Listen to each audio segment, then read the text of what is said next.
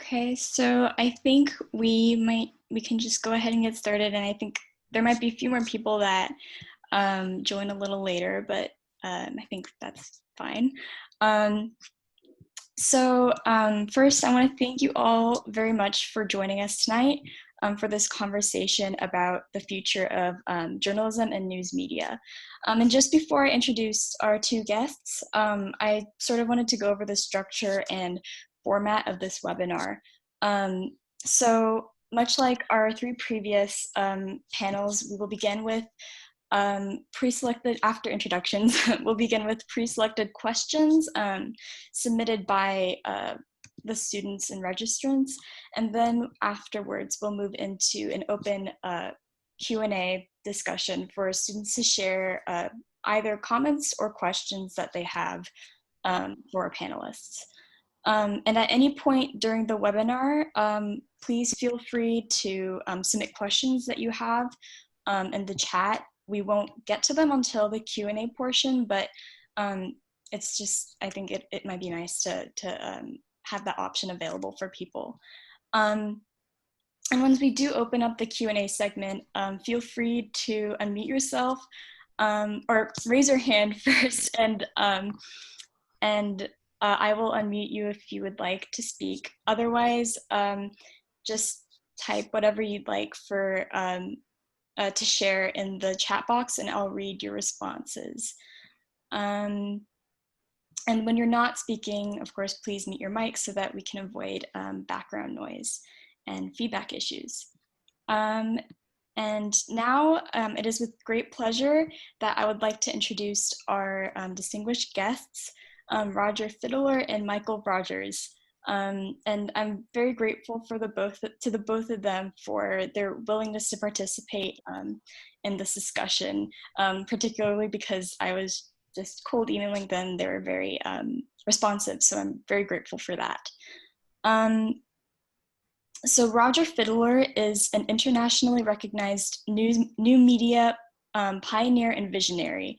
He attended the University of Oregon and also earned a master's from the Kate State School of Journalism and Mass Communication in 1999, where he was also a tenured professor of journalism and information design. He was the design and graphics consultant on the team that developed Knight Ritter's pioneering consumer online service called Viewtron from 1979 to 1983. In the early 80s, he envisioned digital newspapers delivered online and displayed on mobile devices. An essay that he wrote and illustrated in 1981 described a tablet that anticipated the Apple's iPad. In the mid-80s, he founded and directed Knight Ridder Graphics and PressLink, the first computer news graphic service and global intranet for the newspaper industry. In the early 90s, he founded and directed the Knight Ridder Information Design Lab in Boulder, Colorado. In 1994, his team at the lab produced a video titled The Tablet Newspaper, a vision for the future that demonstrated how tablets might be used to read newspapers, which bore a striking resemblance to the Apple iPad that Steve Jobs would launch 16 years later. He's the author of Mediamorphosis, Understanding New Media, published by Sage in 1997. In 2004, he was named as the inaugural fellow at the Missouri School of Journalism's Reynolds Journalism Institute. From 2005 until his retirement in 2015, he was the program director for digital publishing at the Reynolds Journalism Institute. And his new book, Touching the Future, My Odyssey from Print to Online Publishing, chronicles his career and the newspaper industry's transition from Gutenberg age print to digital age online publishing. And Michael Rogers is a best-selling author, technology pioneer, and futurist who also served as futurist in residence for the New York Times.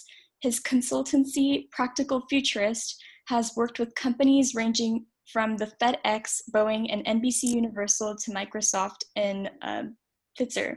He speaks to audiences worldwide and is a regular guest on radio and television.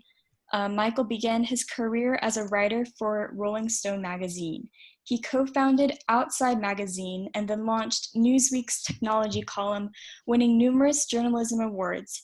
For 10 years, he was vice president of the Washington Post Company's new media division, leading both the newspaper and the Newsweek into the new century and earning patents for multimedia technology, as well as a National Press Club Award for Newsweek's online coverage of 9/11. He's also a best-selling novelist whose books have been published worldwide, chosen for Book of the Month Club and option for film. Michael studied physics and creative writing at Stanford University with additional studies in finance and management at the Stanford Business School Executive Program. He lives in New York City and is currently working on book and television projects. So those are our two panelists. And now I'd like to invite either of them to share any opening comments that they'd like to add or additional biographical information. I guess I'll jump in.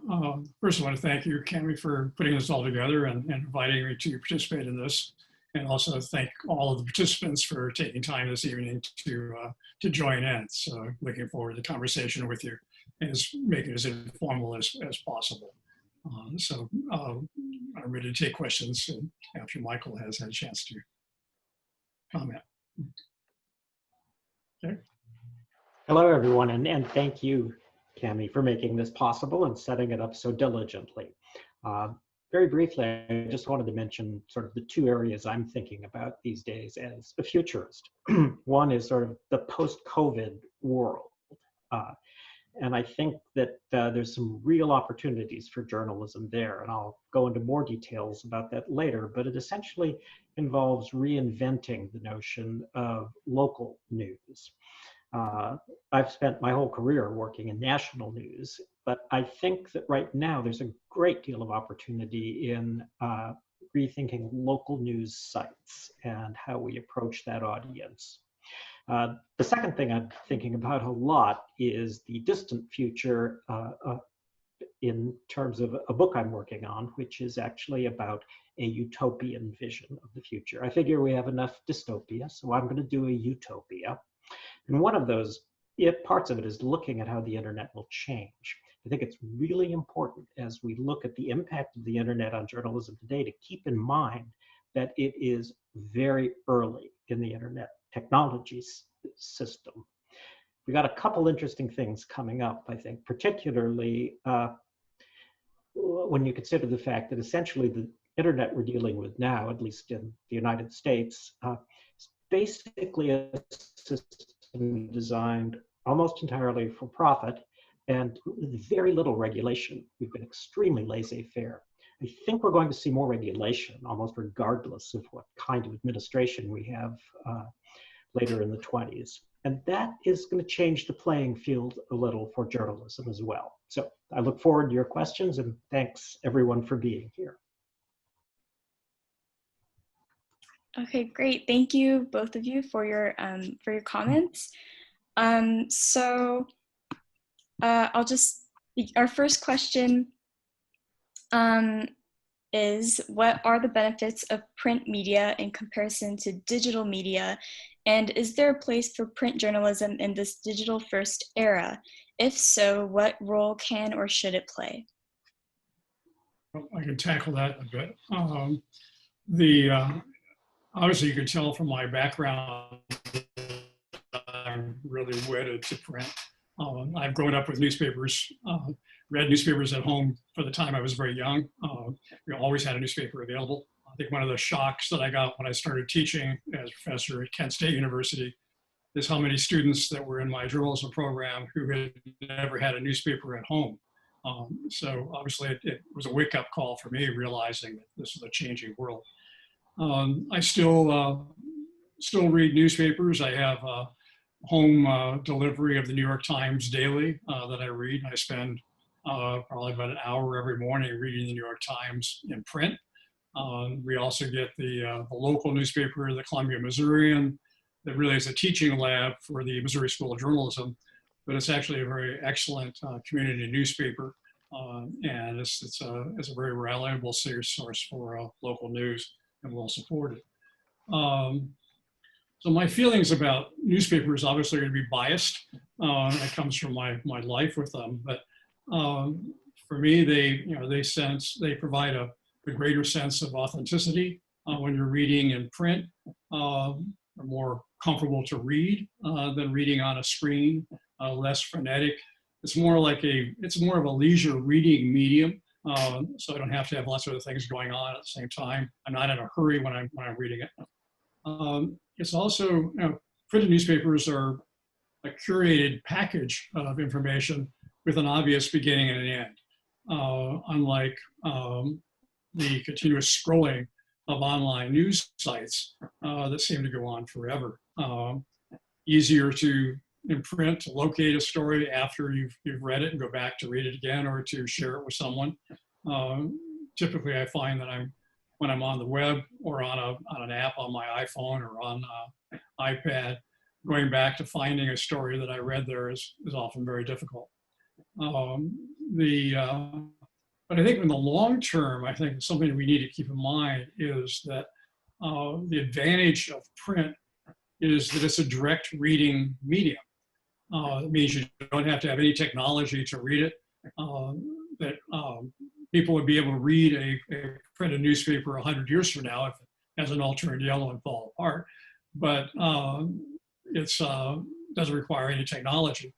I think so many people today think that digital is forever, but the people that I've talked to who are knowledgeable about the technology will tell me that typically no technology will last more than about 30 years before it's replaced. And even that's on the long end.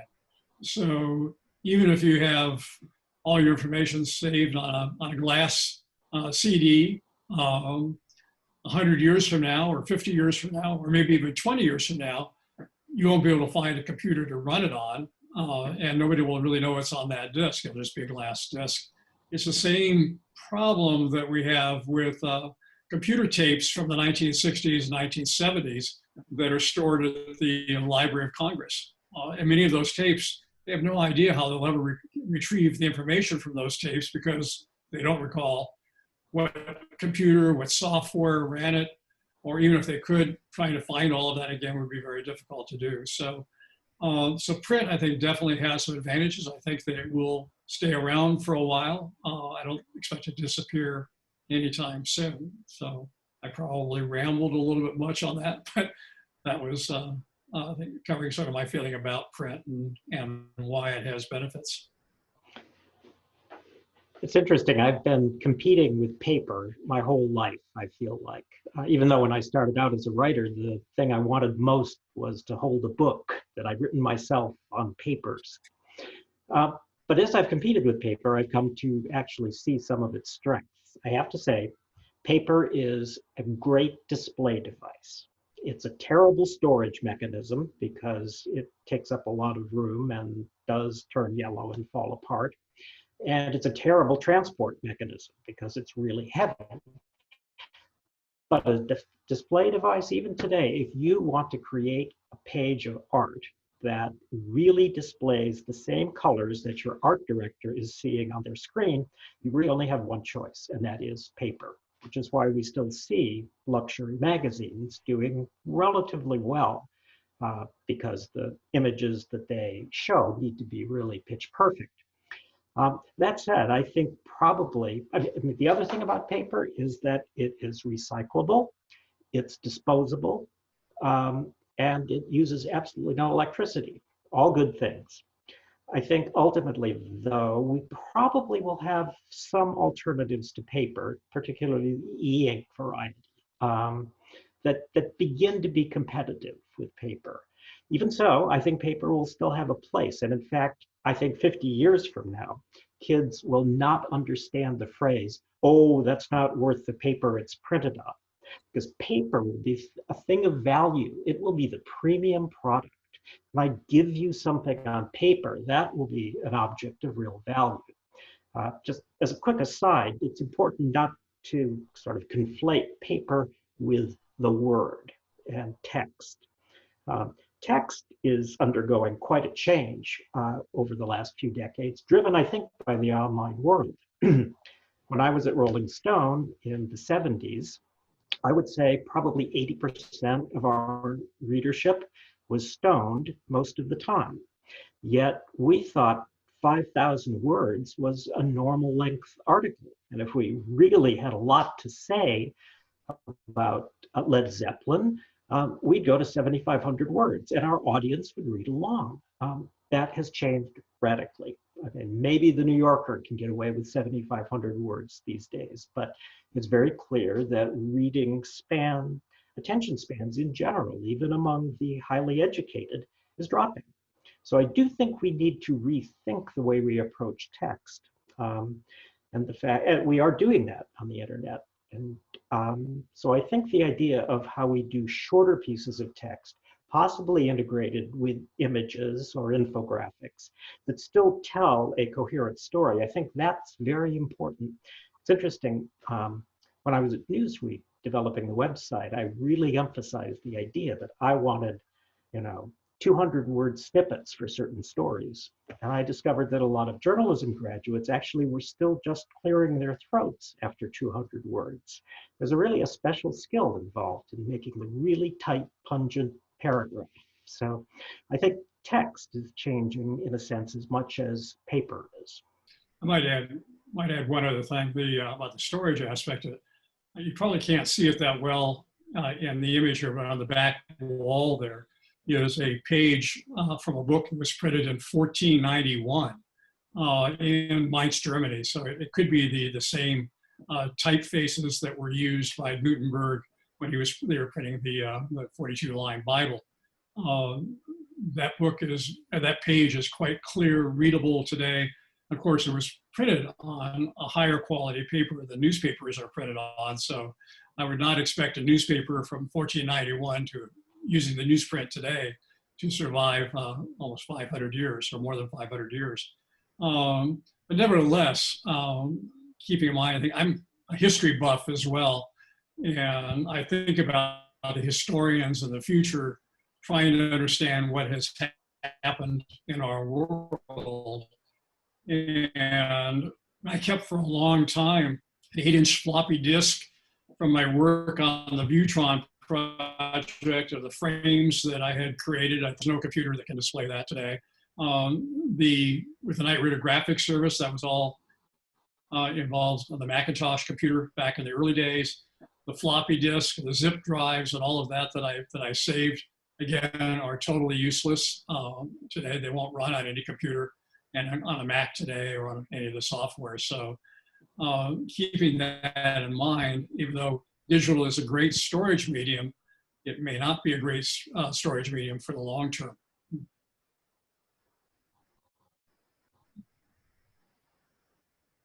Okay, great. Thank you for sharing your thoughts about that. So our second question is, what new challenges must journalists face because of the way social media and the internet have changed the way we consume information? And how has the coronavirus complicated or expanded on these challenges? I would give that to Michael to start. Well, that's a sort of a number of nested questions there. I think one, going back to actually my two original comments there, opening comments, the social media right now is in a very unusual place, at least in the United States, where it is quite unregulated, yet it is acting very often as a publisher. And that was a conscious decision that was made by the government years ago. The online services said, we have all this content coming in from all kinds of people, and there's no way that we can edit it ourselves, so we're not publishers. And that has stood for years, of course, keeping them from any kind of liability for what they're doing. But the issue is that they are publishers now. And because of COVID misinformation, because of the last presidential campaign, you're beginning to see companies like Facebook and Twitter begin to act like publishers, whether they want to or not. And they don't want to because they see the liability there. Ultimately, I have a feeling that they may end up, because of this, sort of stepping back from almost trying not to do any kind of journalism because they're afraid of it. And that would be a good thing. In fact, I think probably there'll be some breakup of the big internet monopolies. So there may actually be a new space for journalism there. Because right now, the social media networks basically have usurped the role of journalism in many people's lives. So that's an unfair competition, I think. And it's because of the playing field, not necessarily because of anything about journalism. But that does mean that for today's journalists, until there is that sort of reconstruction going on, we're going to need to think more about how to integrate with social media. That kind of leads me to some thoughts about local. Local, I think, is an opportunity, local journalism, that's growing out of the COVID crisis. COVID is really making it clear to people that reliable local news is very important, and that having a sense of community and an ability to share information is very important. We're starting to see some local news sites begin to grow up around that. The success of Nextdoor, which is really one of the first local network. I mean, we've been trying for decades to figure out a way to do local social networks, and they've never really taken off, mostly because of advertising difficulties. But Nextdoor seems to be working right now. Interestingly enough, it doesn't do journalism, but you could see sort of melding some journalism into that Nextdoor community structure, creating local journalism that actually builds up a trust factor, because local journalism, people can drive by the school and see what you're talking about, much more than the mistrust we have in sort of national journalism, where the average reader can't verify for themselves if the journalism is accurate or not. So I think that COVID provides this opportunity to possibly work with the social network concept and forward a broader view of what community journalism is like. I might add something to that.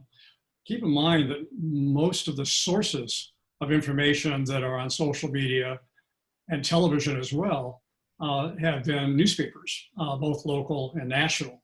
And so the writing that's done by those reporters is what the internet has taken advantage of. And Google has made a fortune off of newspaper articles. And the newspapers themselves have only gotten nickels for all of that. So without the newspapers producing the content for them, there's a big question about where the content is going to come from and who's going to do the investigative reporting that has been done by newspapers in the past, doing less of now. There are nonprofit organizations now that are doing more of the investigative reporting, but it's still only a fraction of what used to be done by newspapers. So, and now, I mean, if you've seen that newspapers, even like the Daily News in New York, will no longer have a newsroom because the Chicago Tribune is moving everybody out of the building and selling off the building. And that's happening all over the country. So you have journalists now, interesting enough, working from home, providing the content that then goes on often onto social media through maybe perhaps a newspaper's website, but it ends up elsewhere on the web without any revenue coming back to the newspaper or to the journalist for producing that. Ironically, it's sort of taking us back full cycle. Back when I started working in newspapers in the 1960s, I sold my science column that I did weekly to the newspaper as a freelancer. They had stringers, and I worked as a stringer for a while, writing stories on city council meetings and school board meetings, paid by the word. And now it seems like we're moving that way in local news as well, as newspapers sort of shed all of their investment in real estate and hardware, and having people have their own computer at home and doing it that way. So I agree with Michael that local news is really the most important thing we need to be focusing on right now. I have no doubt that the New York Times, Wall Street Journal, Washington Post will survive, and they'll be producing print editions for quite a while. And I'll continue to pay exorbitant amounts of money to get it. I pay right now $101 a month to get home delivery of the New York Times, but to me it's worth it. But there's not many people who are going to continue to do that at that price. And a local newspaper can't really afford to charge higher subscription rates for their product to make up for all the lost advertising they have. That's really the COVID pandemic has really decimated all news media because of the rapid decline of advertising. And it looks like a lot of the advertising is not going to come back anytime soon.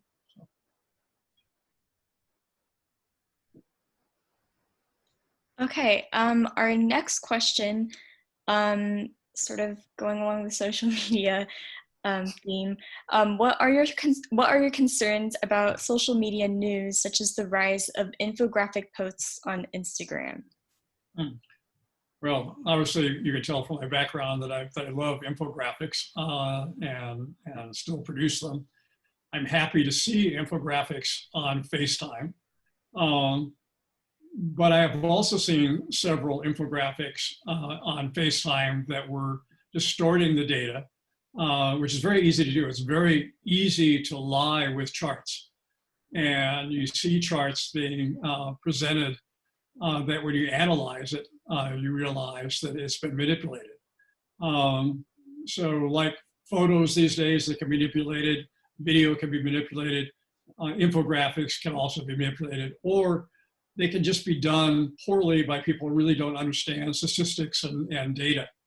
And so I preface what I say about information graphics that I've seen on the internet, that I like to see them and I use them, especially like some of the interactive ones that show me what's happening with COVID around the country and where the hotspots are, and keeping track of even our local situation here that's growing with a number of cases very rapidly. But there's a lot of caution that we need to apply to that as we look at those information graphics. Make sure we know the source of the information graphic and really make sure that it's being done properly.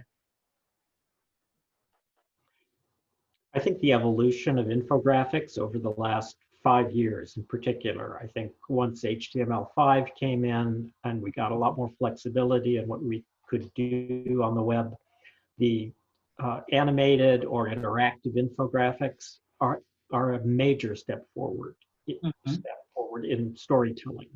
You can really make a strong case for something using, not just a single visual, but a visual that moves through time. And, to me, that's one of the sort of the big innovations that we've seen in journalism in the last decade that we just sort of dreamed about when we started. Everyone at the early days of online journalism knew that we could actually make these graphics move and do interesting things, but the machinery behind it just wasn't there yet.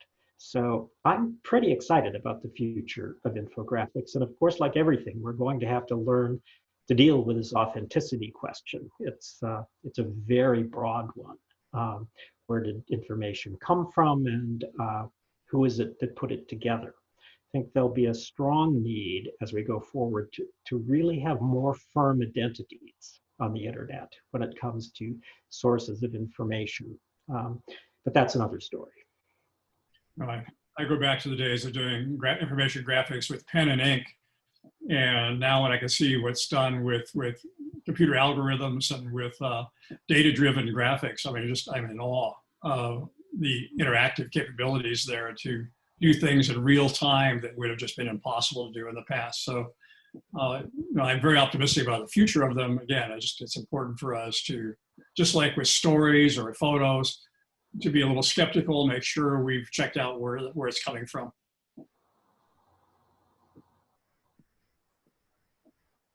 Our next question is what implications might the digitization of common media have for the objectivity of or access to news and consequent polarization? Well, I mean, we're certainly seeing that already what's happening on the internet is the the echo chambers that get created with people who only want information that supports what they believe. And that's a really, to me, is a really scary aspect of this. I mean, the studies that are showing that a great majority of Americans no longer trust journalists and the media. They've been bombarded with the idea that journalists produce fake news. Ironically, or not ironically, I guess it's just the latest research I've seen shows that about 75% or more of Republicans distrust the media, and only about 13% of Democrats distrust the media. And a large part of that is that when they've analyzed to what people consider to be the media, I might point out, it's really sad that we've sort of lumped everything together in this category called media, because newspapers and television and cable news and talk radio are very different forms of media, but they're all sort of lumped together. And again, some of the studies that I've seen have shown that if you look at people by what they, where they get their information, their source of information, they found again with Republicans that a significant portion of them, more than half, I can't remember the exact number, get almost all of news exclusively from Fox News, cable news, whereas Democrats are much more likely to get their news from diverse sources. And again, this is coming from both television and the internet, that people are gravitating to single sources of information and trusting that. And when they say they don't trust the media, or they consider all the media to be fake news, what they're referring to is the media outside of the one that they rely on. So if they're Fox News viewers, they're considering their medium to be reliable. Everything else is fake news, thanks in part to our current president. The trust issue is a very interesting one. I remember when I was at the Washington Post and we were starting to move things online, which sort of untethered us right away from the traditional symbolism of the paper newspaper. I made the suggestion at several journalism events that we actually needed to promote the idea of journalism itself and why journalism is good. I remember saying, you know, every fruit and nut that's grown in California has a propaganda arm that does advertising telling you why prunes are good for you, right? So if prunes can have a promotion campaign, why can't journalism? But of course, it never really happened. The only sorts of promotion were why print journalism is a good place to buy advertising. But of course, journalists being journalists, we're hardest on ourselves, and we're certainly not going to self-promote. And if we even tried, we couldn't agree on what we're going to promote anyway. But I think we are sort of reaping our own sort of standoff kind of approach to the profession. And rebuilding trust is going to be crucial for the next 5 years or so. That's why I mentioned that I think some of that can start with local, because local news is harder to spoof and harder to ignore. No matter what Fox News, to just take an example, is saying about COVID nationwide, you know, if your small town in Montana suddenly has 15 new cases and 3 people who've died, you understand that maybe it's a bigger problem. So local's important in that sense. So I think the other piece that we're grappling with right now, and rightly so, particularly in the larger context of our concerns, our rightful concerns about racial, economic, gender justice, environmental justice, all of these things, is to recognize that, you know, in a sense, even the good old days of media, when the media was, quote, trusted, it was still an advocacy journalism for essentially the people who owned the printing presses. We did our best, I know, to give both sides of the question, but the fact is journalism in a sense has always had an advocacy piece to it that we did our best not to address. Because essentially Rupert Murdoch introduced the British and Australian system of highly politicized newspapers into the United States, uh, the whole issue of whose side are you on suddenly came up. And I think right now young journalists are really beginning to struggle with this idea of what is the difference between advocacy and pure journalism? And of course, is there such a thing as pure journalism? And if there's not, how do you make your point of view clear before you deliver information? And I don't think we've got an answer to that yet, but I think it's a really valuable question that, like journalists always do, we're hashing it out in public.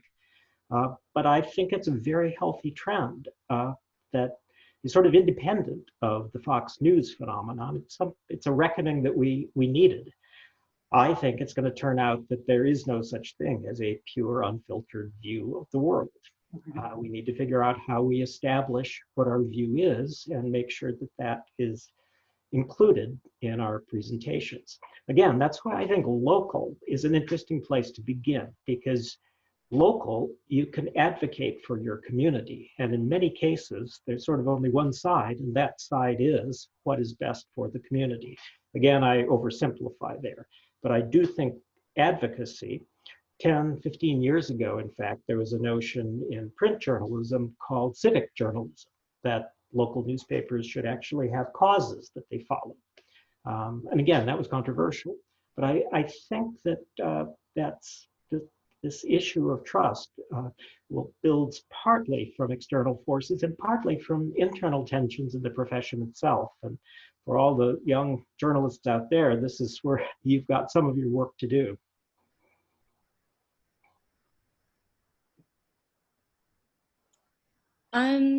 So we're almost at 5:40, 8:40 now.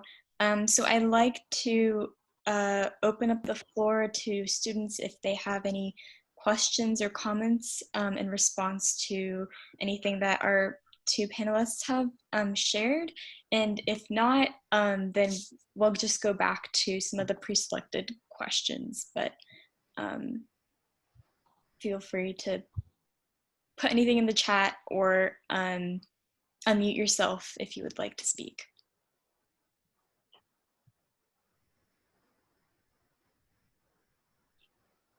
I would be interested in knowing what some of the participants think about the future of journalism and news media. They're the ones who will be living through this. And I won't be around probably 20 years from now, but they will. What they think journalism and news media will be like 20 years from now.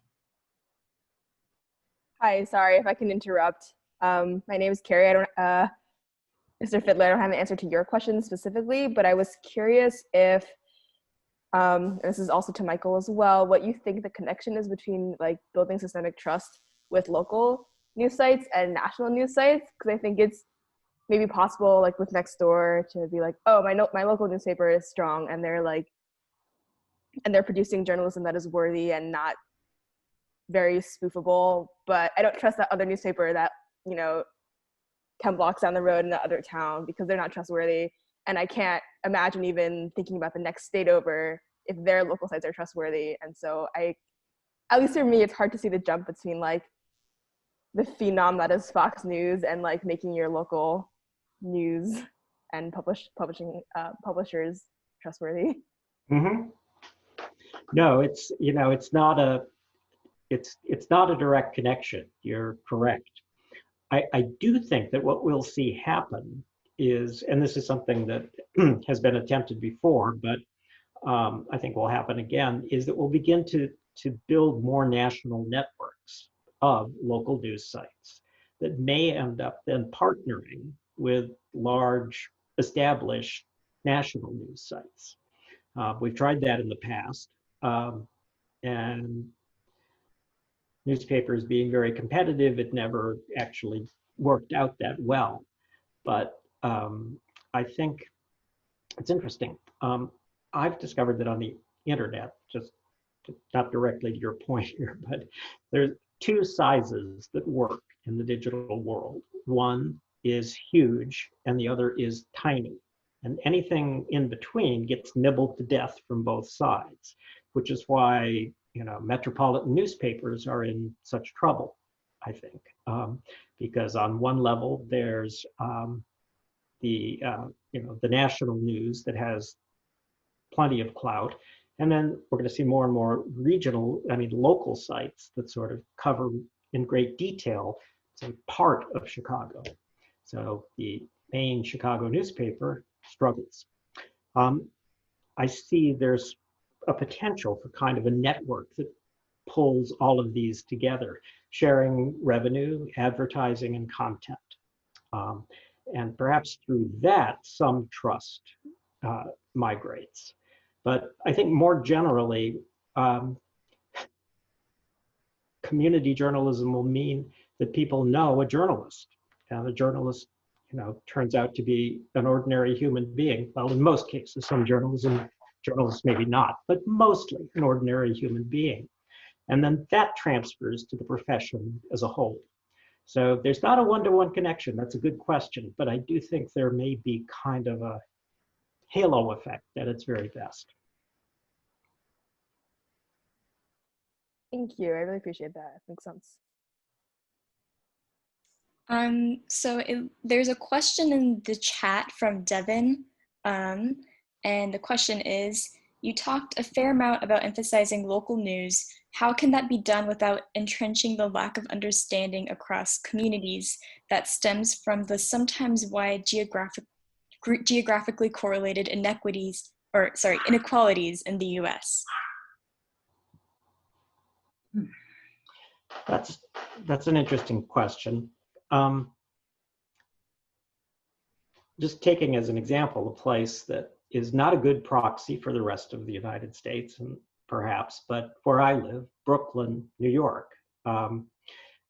In the last 3 years, we've seen a real rise in local news sites that have usually combined models of advertising, membership, subscription. And some of them actually have a certain, it's clear there is a certain angle. For example, communities of color. It doesn't exist. They don't announce themselves as in the old days. This is the Black newspaper. But it's clear that it has a specific focus, although it covers other things as well.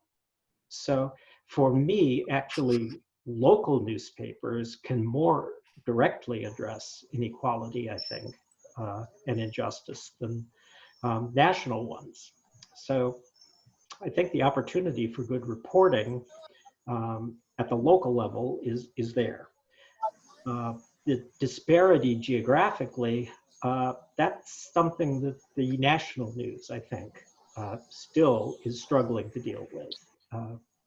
And again, that's why national news needs more feet on the ground, and that's local journalism. So there's got to be a combination there that ultimately replaces what we had 15, 20.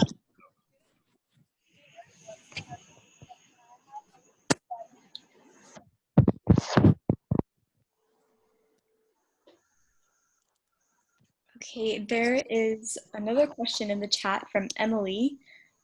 You mentioned that regulations on media will likely increase in the next decade. What do you think these regulations will look like? I'm not so, in terms of media, at least in the United States, I don't know that we need more specific regulation of media. What I'm referring to is the media-like role, particularly the journalist-like role, the publisher role that the internet giants have taken. And in so doing, managed to A, avoid the responsibility of being a publisher, and B, siphon off the advertising revenue and the subscription revenue from journalism. So I think once the regulation that I'm really interested in, that I think will have the biggest shift, is this regulation of the internet giants. And I think it is inevitable, no matter whether it comes from the left or the right, that there will be a breakup of the giants. More likely coming from the left, but left is the direction that gradually our country is moving. So In terms of media regulation, I don't see a particular need for more media regulation. There is a need, I think, for firmer forms of identity on the internet that could apply to media if media feels like it. But if you can firmly identify the source of a graphic or a piece of information, why wouldn't you? And if you're going to trust something, wouldn't you trust something that had a firm identity? And every government I know, all of the developing world democracies are working on forms of internet ID, just as we have forms of physical ID.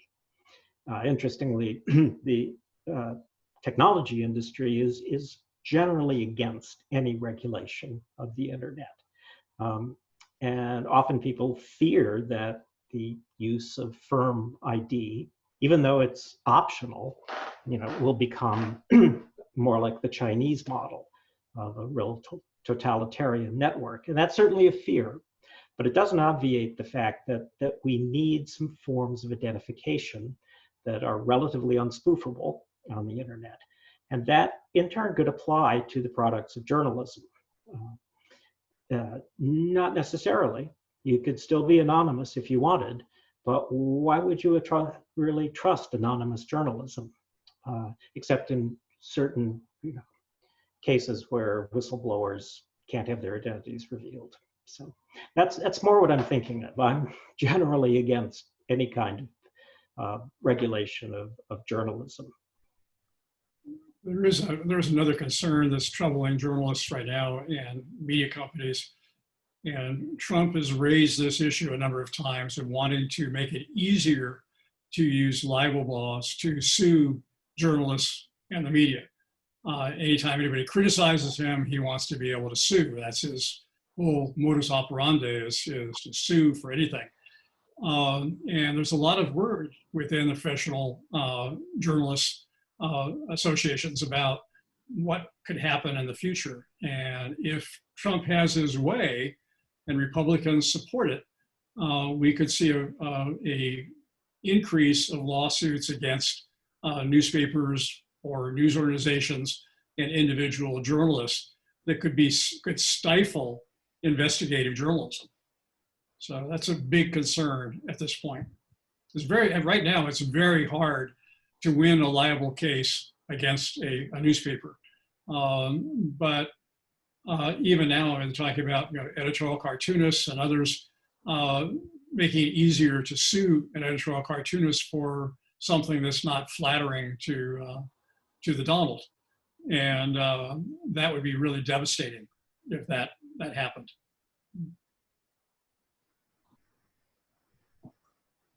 There's a question from Liz in the chat. VR immersive journalism. How do you think it will develop, and how do you think it will impact the industry? I don't know. I might suggest. I just have it here a second. That John Pavlik has written a good book that just came out last year called "Journalism in the Age of Virtual Reality." And he goes into pretty deep detail on all the different technologies that are developing out there, but also on the ethics issues and a number of issues about the quality and immersion and what it means for the future of journalism. So I definitely recommend that book for anybody who's really interested in more depth on that. But clearly, virtual reality and artificial reality presents some interesting challenges for the future. I mean, some are very exciting. I think there's real possibilities for how immersive journalism might actually be applied. But it's also a little scary to me, being the old guy, thinking about people living in alternate realities.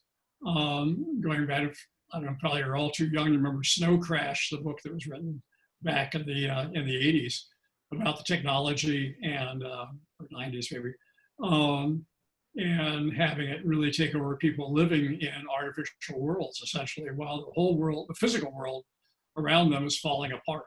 So interesting challenge.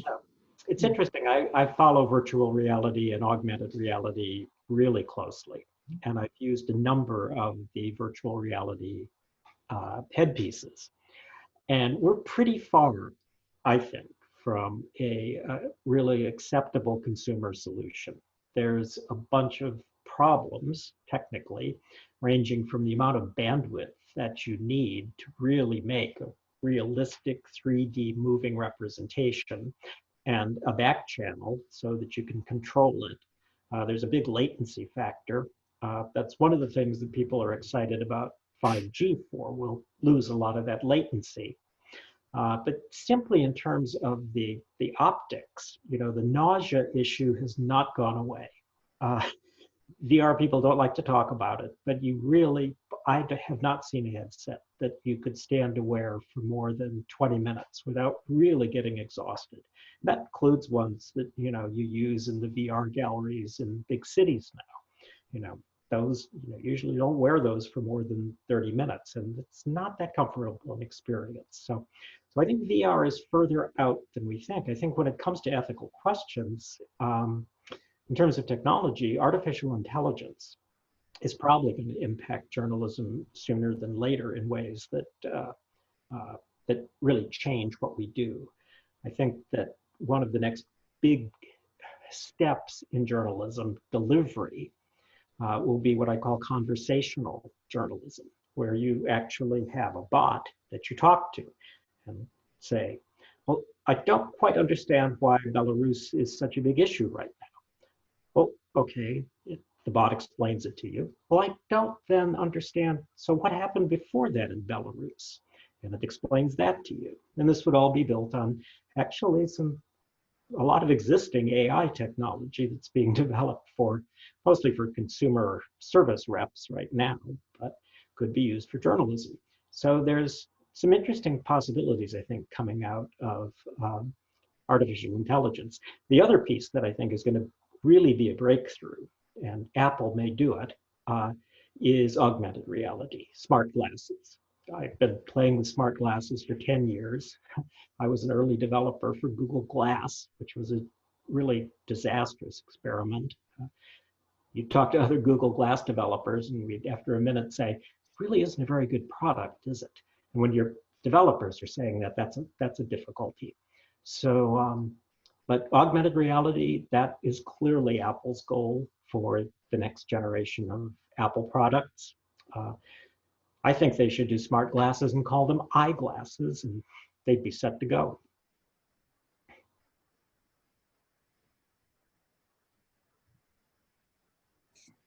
Okay, we have no new questions yet, or comments. So I will go back to some of the pre-selected ones.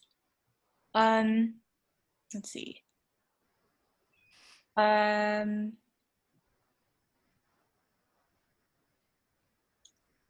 How can aspiring science and tech journalists equip themselves to succeed in the post-COVID world? I will tackle that one, I guess. Just as some background, I started out to be a science writer. Science writing was my real entry into journalism. And back when I was 18 years old, I convinced the editor of the weekday-only community newspaper in Eugene, Oregon, to buy my weekly column that I called Layman's Astronomy, because I was an active amateur astronomer and had founded the Astronomical Society in Eugene at that time, so it's pretty well known. And so that generated revenue for me for a while, and it was exciting to do. A couple of years later, I convinced the editor of the Eugene Register Guard to buy a weekly column for me that I was illustrating called Earth in the Sky, dealing with astronomy and geology in Oregon, where I grew up. So I had to use my own initiative to get introduced, and by doing that, then I started doing more science writing for the Sunday magazine and for the paper, and then actually for several other newspapers in Oregon for a number of years. I had hoped to become a full-time science writer, but that turned out to be a very difficult thing to break into. I had met the science writer of the Seattle Times back in the 60s at a conference, and he was pretty old at the time. And the managing editor told me, well, I like your work, but I'll have to wait until he's no longer with us. And he said, well, just hang around, he won't live forever. About 6 years later, after I had been to Stars and Stripes working as an art director and then traveled around the world and came back to the United States looking for a job, I went to the Seattle Times, and lo and behold, the science writer was still alive and still writing for the paper. So it was still going to be a long wait. But for today, I think the options are still there. If you really want to be a science writer, you've got to find a way to break in. And I think one of the options today is starting a blog, for example. Blogs seem to be a pretty good way to get in. Same thing with YouTube, doing something on YouTube to get attention. If you get an audience and it looks like you're doing well on that, you might actually make some money doing that, that you might get picked up by somebody else on television or another media organization to work as a science writer. Science writing to me and technical writing is really important these days, and we need more of it. There's so many complex issues right now that people need to understand, and what we need are science writers, journalist science writers, who can basically translate what the scientists are saying to language that people can understand and appreciate without confusing them in the process. So that would be my advice at this point, is either YouTube or a blog to get started. You know, if you want to try writing a science column, there are probably a few places out there that might buy it, but you're better off, I think, going online than trying a printed newspaper today. Actually, I think of all the specialties, science and technology writing is not a bad one to be in these days. Mm-hmm. And it's for advertising reasons. Computer advertising, gadget advertising of all kinds gets wrapped around content that's about science and technology. And there are dozens of blogs that are making money these days.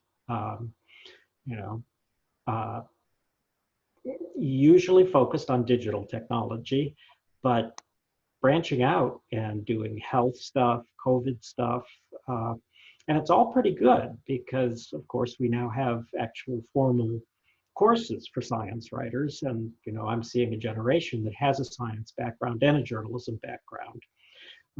Probably the biggest drain on science journalists right now is the fact that the private sector, particularly the pharma companies, some of the chemistry companies, the energy companies are doing their own material these days, realizing that they don't necessarily get the best press from the outside world, and they're hiring science writers. So actually, if you're looking for a job, there's a lot of opportunities in the private sector too. They may not be quite as uplifting as working in for the general public, but there's that as well. So, I think actually if I had to choose areas to specialize in, given the economics of the internet, I would say they would be sports, finance, or science and technology. So that's not bad. We have another question from Sam. You talked about the increasing presence of niche outlets. Is there a tension between that and the increasing consolidation of local outlets into large conglomerates? Yeah, it's just what we've seen today of how the hedge funds have bought up so many of the local newspapers around the country. Papers that I worked at, or people that I know working at many of those local newspapers, have seen their newspapers just gutted to the point where they may only have one reporter, where they might have had 10 or 15 reporters just a few years ago. So journalism has really suffered as a result of the consolidation of so many units. We're very close with Gannett, Chicago Tribune, or the Tribune Company. basically becoming the dominant news sources for newspapers, but they're really killing their newspaper products in most cases to milk as much profit as they can out of those newspapers. What I find interesting is I'm starting to see younger people who, or maybe not so young, but ones who have enough money to pursue it, of starting their own local newspapers in basically what we consider news deserts. And there are lots of them out there right now that don't really have newspapers that are covering their local community. And they're finding that there's an audience for them. And with COVID right now, the advertising revenue for it is still very low, but generally local advertisers like a print product for advertising. It generally it's easier for them to produce, but also easier for that ad to be circulated to people. So I think what we're going to see is a breakup of a lot of these large corporations or hedge funds. They're going to move on to other things. They're going to start unloading their newspapers probably over the next 5-10 years, maybe sooner, because they've pretty much taken out of them everything they can take out, with real estate, everything else being sold off. So I think in answering your question, I think yes. I mean, there are lots of opportunities for niche journalism products out there. You're not going to get rich being a journalist working in the local market. So it's going to take people who really have a sense of public service and belief in what they're doing. A lot of the early newspaper people didn't make very much money as journalists, but they enjoyed their profession and feel a lot of satisfaction in what they're doing. So I think it's going to be an interesting time for the next 5 years. Yeah, just to add really quickly, Roger is exactly right. The conglomeration that we see now is coming from the top. It's essentially a financial conglomeration meant to get the last value out of the existing legacy print publications and in sort of what they call a sunset strategy, and then shut them down.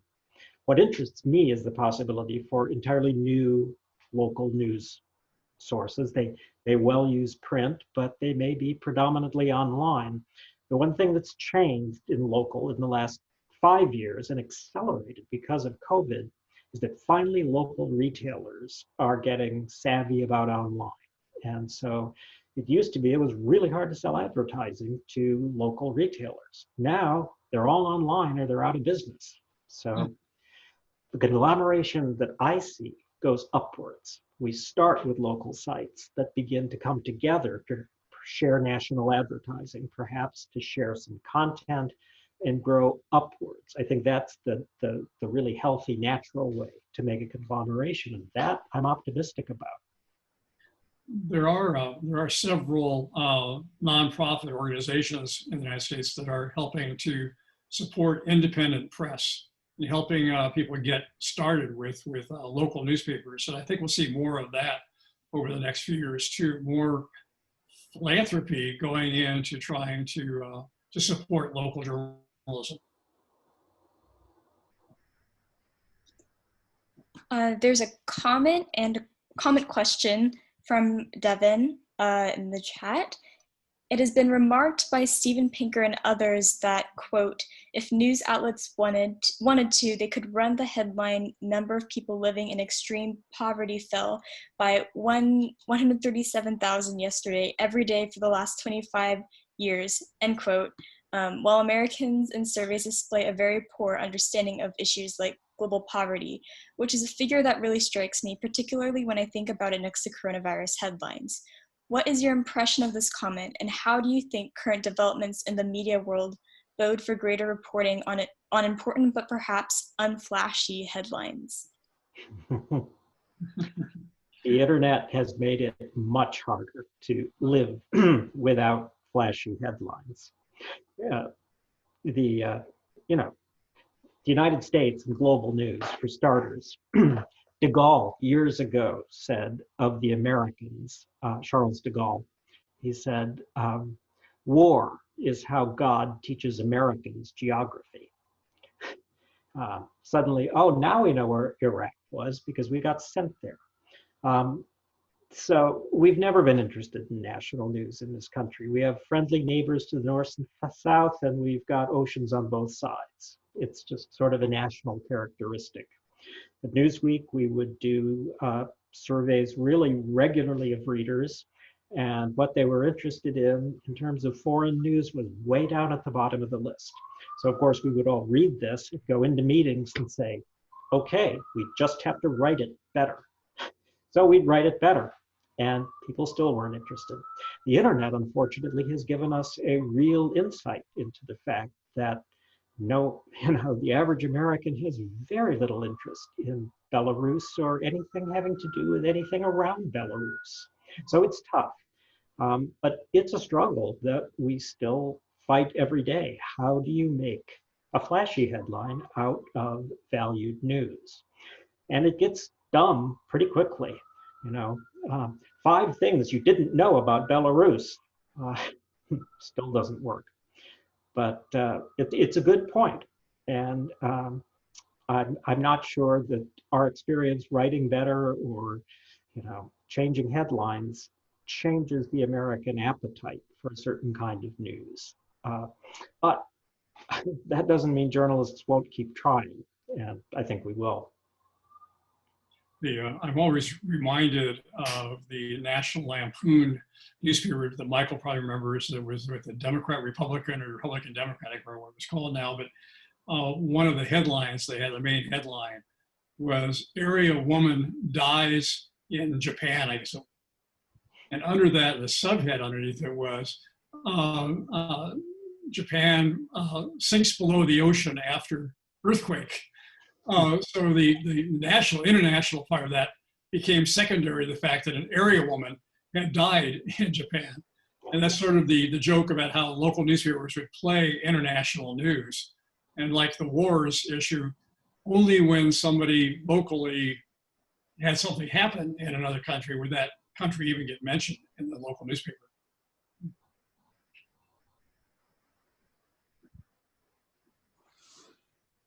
Okay, so just to be conscious of the time, we went a little bit over, but I think it was great to hear some questions and the responses from our panelists.